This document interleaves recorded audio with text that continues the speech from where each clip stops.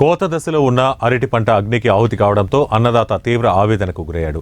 కడప జిల్లా కాశీనాయన మండలం సావిశెట్టిపల్లి గ్రామంలో రైతు లెక్కల బాలసుబ్బారెడ్డి 9 ఎకరాల్లో అరటి మొక్కలు నాటాడు. కొద్ది రోజులకు పంట కోతకు వచ్చే దశలో అనుకోకుండా వచ్చిన అగ్ని ప్రమాదం తోటను నిలువెల్లా దహించి వేసింది.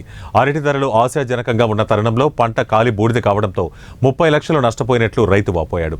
అరటి పంటతో పాటు బిందు సేద్య పరికరాలు, పైపులు తదితర సామగ్రి కూడా కాలిపోయాయని తెలిపారు.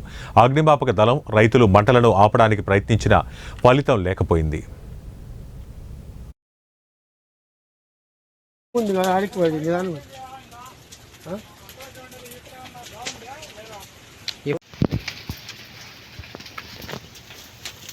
ఇవాళ నెమ్ముంది కదా ఆడిపోయింది నిదానం.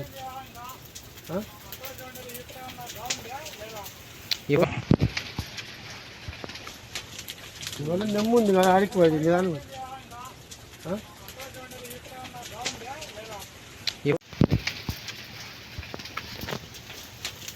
ఇవాళ నెమ్ముంది కదా ఆడిపోయింది నిదానం.